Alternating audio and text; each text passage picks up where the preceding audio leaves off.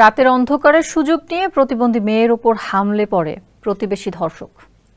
কেউ যাতে কিছু জানতে না পারে সেজন্য চুপ রাখতে তাকে দেখানো হচ্ছে মেরে ফেলার ভয়। এভাবেই দিনের পর দিন নির্যাতনের পর মেয়েটি অন্তঃসত্ত্বা হলে জোর করে 2 বার করানো হয় গর্ভপাত। একই ঘটনা আবার ঘটলে প্রতিবন্ধী মেয়েটি এবার 5 মাসের অন্তঃসত্ত্বা হয়ে পড়ে।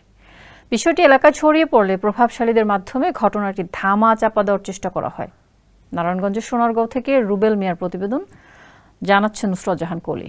পাশবিক নির্যাতনের শিকার প্রতিবন্ধী মেয়েটির বাবা একজন খেটে খাওয়া দিনমজুর। ছোটবেলায় মা মারা যাওয়ায় বেশিরভাগ সময় বাড়িতে একা থাকতে হতো উঠতি বয়সী এই মেয়ের।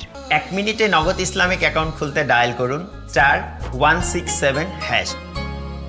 এই সুযোগে ফাঁকা বাসায় প্রতিবন্ধী তরুণীর উপর পশুর মতো হামলে পড়ে প্রতিবেশী কামাল। ভুক্তভোগী মেয়েটির বাড়ি নারায়ণগঞ্জের সোনারগাঁওয়ের কোনো এক চরাঞ্চলে। অভিযুক্ত ধর্ষক একই এলাকার কামাল। নির্যাতনের শিকার মেয়েটির বাবা দিনমজুর হওয়ায় প্রভাবশালীদের ভয়ে থানায় লিখিত অভিযোগ দেওয়ার সাহস করেননি। ফলে অভিযুক্তের বিরুদ্ধে কোনো আইনি ব্যবস্থা নিতে পারেনি পুলিশ।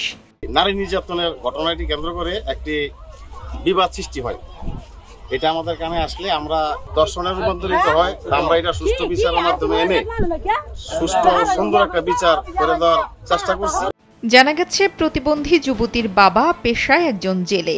দিনে ও রাতে তাকে ঘরের বাইরেই কাটাতে হয়। অভিযুক্ত কামাল 3 বছর আগেও একাধিকবার শারীরিক নির্যাতন করে অন্তঃসত্ত্বা করে ভুক্তভোগীকে। বিষয়টি ধামাচাপা দিয়ে উপজেলার স্থানীয় একটি হাসপাতালে ভয় দেখিয়ে জোর করে গর্ভপাত করানো হয়। তখন ভুক্তভোগীর বাবা দরিদ্র হওয়ায় সম্মানের ভয়ে চুপ থাকায় আবারও ঘটল একই ঘটনার পুনরাবৃত্তি। এবার যুবতীটি 5 মাসের অন্তঃসত্ত্বা হওয়ায় মানবেতর দিন যাপন করছে ভুক্তভোগী পরিবার।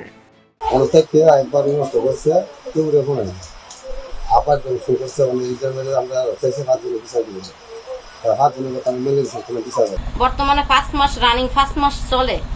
এখন হেরাই নিতে লইছিল, তখন এই পর্যায়ে আমি আবার গেছি। যাওয়ার পরে শুনি হেরা নিয়ে এটা অ্যাবর্শন করে আনবো।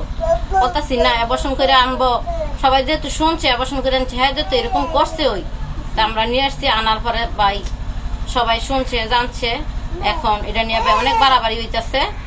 এখন হ্যাঁ 5 মাস চলে, এর বিচার চাই আমরা। কইছিল আমার বোনটা যে বিয়ে করবো, হ্যাঁ এখন বিয়ে করতো না, মানে আবার 5-6 বছর পরে এখন এরকম হচ্ছে। মানে মাতবর কাছে বিশ্বাস চাইছি, টাকা মাকা খাওয়ায় মাতবর ঘুরে রেখেছে। মানে হ্যাঁ বলতেছে বিয়ে করবো না, ভাই বলে এটা আমরা দেখবো। আমরা 5 জনের কাছে বিচার দিচ্ছি, এখন আর কোনো আইনে যাই নাই। ধর্ষণের বিষয়টি মিথ্যা ও বানোয়াট বলে দাবি করছেন অভিযুক্ত কামাল। এটা সাধারণ নাটক, এই দর্শন আমি করি নাকি, এটা শুধু মিথ্যা কথা, এটা সব মিথ্যা কথা। গ্রামবাসী বক্তব্য দিল কি, গ্রামবাসী আমার এরকম কোনো বক্তব্য নাই যে এরা সাধারণ একটা নাটক করছে। আমি এরকম ব্যাপারে কিচ্ছু জানি না, আর আমি দর্শন করি নাই। অভিযোগ পেলে তদন্ত সাপেক্ষে ব্যবস্থা নেওয়া হবে বলে জানিয়েছে পুলিশ। না, কোনো অভিযোগ দেয় নাই। যদি ওরকম থাকে তাহলে অভিযোগ পাঠাই দেন, ব্যবস্থা নিচ্ছি। ভিকটিমকে পাঠানোর মতো কোনো যোগাযোগ থাকলে। প্রতিবেশীরা বলছেন মেয়েটি প্রতিবন্ধী ও অসহায় হওয়ায় এলাকার কেউই তাদের নিয়ে সহযোগিতার হাত বাড়াচ্ছে না।